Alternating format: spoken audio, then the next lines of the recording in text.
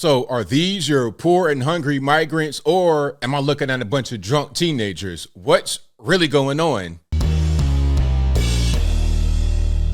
How's everybody doing? My name is Anthony Brian Logan, and today I bring you an inside look at the migrant crisis in New York City.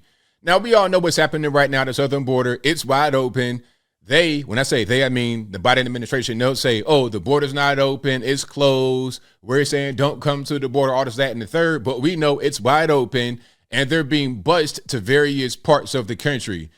One of these places is New York City. You guys want to be so welcoming. You want to be a sanctuary city. You want to talk about, hey, you guys can come here. You're welcome here. You want to vote for Joe Biden overwhelmingly? Okay, cool. Well, you take all these migrants. Where are you going to put them? I have no idea. You got to displace homeless people, whoever you got to displace. So what? Put them somewhere. Now, some advocates for migrants are going to say, well, these are hardworking people. They do jobs that Americans don't want to do. Now, maybe they do some jobs that Americans may not do as much for a very low amount of money, but that's a different story. And I digress. The whole point is that they may have some function, some of them, that is, but a lot of them are not going to have a lot of function. They'll be over here using drugs, alcohol, and all types of other things because at the end of the day, they're human, just like everybody else. Just like Americans, if you come from Mexico, China, Africa, you are a human being subject to the same vices and pitfalls as any other human could be. Now, before I go any further, let's get into the video. Shout out to Savannah Hernandez with Frontlines, powered by Turning Point USA. I'm going to link to her page and all her information in the description box. I will link to the video in the description box. If you're on IG, visit a link in the bio, go to the corresponding article on the website. But without further ado, let's go ahead and roll it. I was a side administrator at the Row Hotel. So in the hotel, we have close to 5,000 migrants. If anything involving this hotel, I was helping run it. Everything ranging from doctor's visits to medication is paid for the migrants. Anything you can possibly think of, it's being given to them. So you're getting all types of stuff. You're getting healthcare, childcare, food, shelter, all of that. I mean, why wouldn't you when it comes to the country illegally? They get treated better than legal migrants. Car seats, cribs for newborns. There's, I want to say, at least 2 to 3 babies a week being born at this hotel. 2 to 3 babies a week being born at the hotel. What in the world's going on? Do we have a anchor baby meal? If we don't, then I can't tell. The migrants being in those hotels have destroyed them. There's a lot of alcohol in these rooms. Oh, yeah. Housekeeping is there all week. And they'll clean it and buy the Heinekens, Coronas.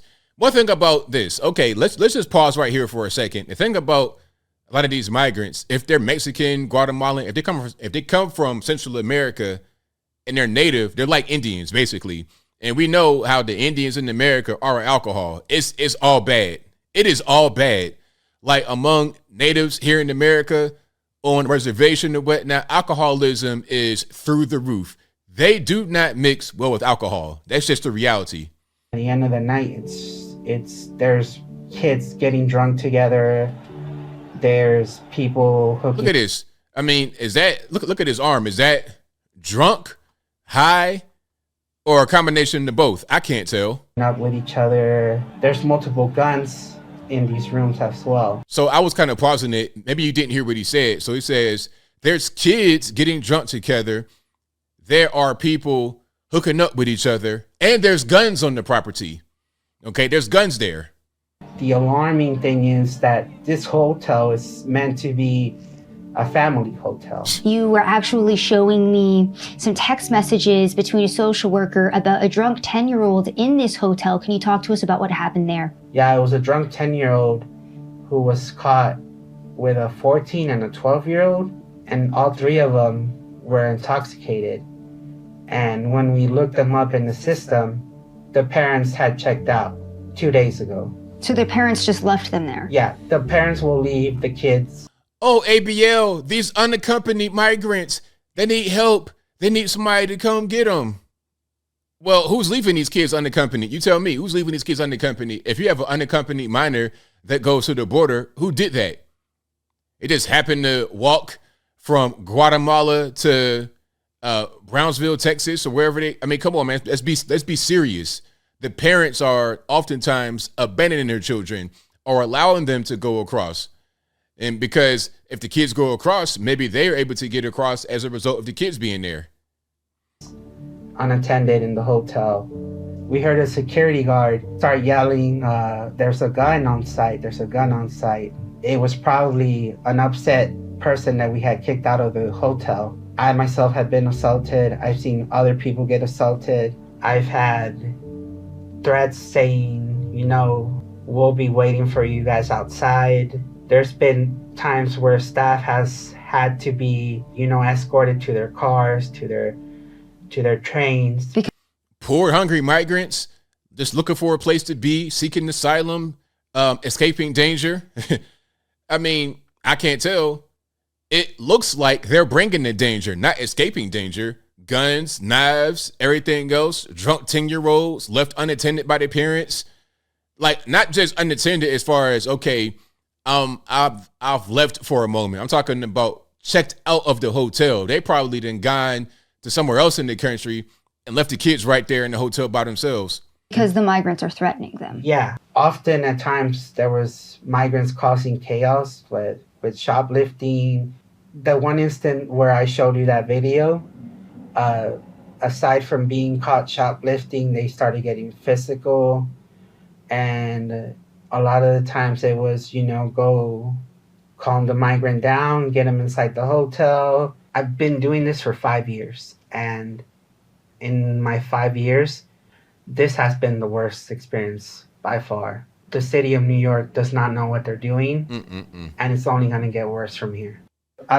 Wow. Now there's more. Oh, we're not done. We got to see some of this raw footage. I'll play this a little bit in the beginning, but I want to play more. You see in the drunk teenager, whatever right there, drunk high, whatever it is. We're going to see more. A little less volume right there. We got babies, newborn babies being born, all of that in there. Look at this guy. Okay, all these kids, a bunch of kids, all right, hanging out, all type of stuff going on. This is a mess. This is a complete mess. But this is what you vote for. Hey man, let's vote for Joe Biden. Let's vote for Kathy Hochul. Let's vote for all these people. All right. We got gang members out here. A little bit of everything going on. People that should not be here. Now, here is the article from Savannah Hernandez. Again, I'll link to all her information in the description box. You see the headline here. That's the man that she interviewed. Shocking details in New York's largest migrant hotel. Drunk children, violence, guns, and drugs. Of course, there's drugs going on. You see some of these pictures right here. I'm seeing a little bit of everything. I'm seeing hair clippers. You gotta get your hair cut, all that good stuff, right? You gotta get your hair cut. Gotta look fresh. All right, let me see if I can zoom in a little bit on that picture. Yeah, I'm seeing hair clippers. I'm seeing Heineken, Corona, a little bit of everything. Ain't no condoms, though. Ain't none of that going on. No way. You having the whole baby mill in there. Ain't no condoms. All right. So I'm just kind of skimming through to see if there's anything else. It's a 28-floor hotel with 5,000 illegal aliens in it. All right. Now, check it out. It's a block away from Times Square. It was previously rented for $500 a night. But now it's completely over. And my thing is, okay, if the migrants have overtaken it and those rooms were $500 a night, then who's picking up the tab for this? You, the taxpayer? Is it federal money? Is it state money? Combination of both. Either way, it's you, the taxpayer. You are paying the bill for these so-called migrants to be in there doing whatever they want to do. All right, that's what's going on. Hold on. One of the reasons the hotel is crumbling is due to the migrants treating their rooms like trash, per Ariano. He details how migrants will take showers without shower curtains, causing water damage throughout the hotel. Migrants will cook on hot plates, causing fires in their rooms. Ariano also shares that the lobby ceiling has even collapsed. People that have no idea how to use this, like a lot of these people probably come from places where it's more rural, no indoor plumbing or nothing like that. They don't understand how to do this stuff. And they're given no instructions to just put in there. They shouldn't be there, quite frankly. This is why you have these rooms that go for a certain dollar amount per night, because we don't want to have crackheads in here. We don't want to have people that come from dirt poverty that have no idea how to use this stuff in here. All right. They should not be in these rooms, but they are, because where else are they going to go? Again, if you voted for Joe Biden, if you voted for the illegal aliens to come on in, you voted for this. Congratulations. This hotel is pretty much collapsing. The electrical infrastructure is fried. We have everything from power outages to fires. The lobby ceiling, we've had that fall, and it's been flat out said by every agency in that hotel that they're just waiting for it to collapse. Ariano shares that the reason the city hasn't tried to move the migrants is due to the large number of people living in the hotel, as well as the migrants not wanting to leave the prime location. They don't want to leave the hotel. They love the location. I guess you would, right? I mean, why not? Everybody loves the location, right? I love it too. If I wanted to go to New York, which I don't want to go to New York, but I want to be right there in the city, right by Times Square. Yeah, it's a prime location, ain't it? Who wouldn't want to leave? Who would want to leave a prime location? But are they entitled to it? I think not. A lot of the migrants told me they could see the ball drop from their window. Wow. So they've been there for a while, because now we're into almost June 2023. The ball drop, we're talking about New Year's Eve 2022, going into 2023. So we're talking about what, almost 6 months from that point? Well, yeah, about 6 months from that point. Mayor Eric Adams has stated that 50% of the hotels in New York City are currently filled with illegal aliens. Let's read that one more time. Eric Adams stated that 50% of the hotels in New York City are currently filled with illegal aliens. Adams has shared that he's reached out to other hotels in the city, but they stated that they don't want to shelter migrants. Why would you want to? Because all they're going to do is destroy your hotel. They'll be there for a grand total of 6 months to a year at best, maybe even shorter than that. In that period of time, they're going to destroy the hotel. And who will compensate them for any kind of repairs? And at a certain point, I'm sure there's all kind of rodents and everything else in there beyond what is normally in a New York City hotel. You might as well go ahead and just demolish it at that point. And it's probably an historic hotel that has never had any kind of problems like this. But now, in a very short period of time, it went from being very well maintained and a nice place to a complete dump. A complete dump. So they got weapons. A 10-year-old girl got drunk in there. It's a whole big mess. Okay. Now the 10-year-old was caught with a 14, and the 12-year-old, were they siblings or were they friends? You tell me. Who'll be the next pregnant person in there to deliver a baby and have a whole anchor baby? This is crazy. This is totally crazy. There's more here.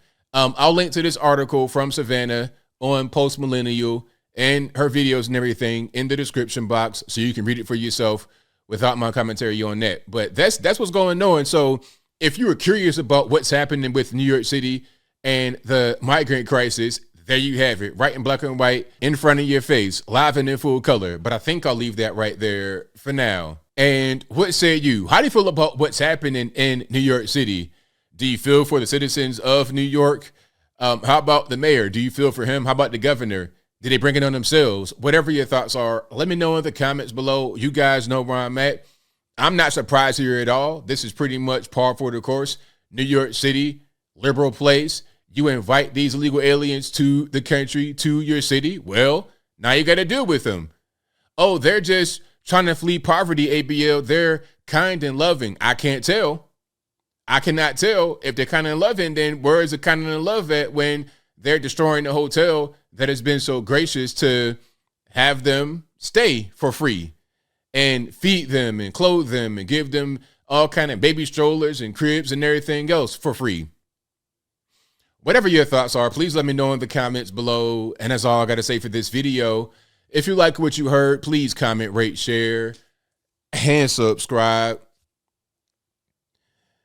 Peace.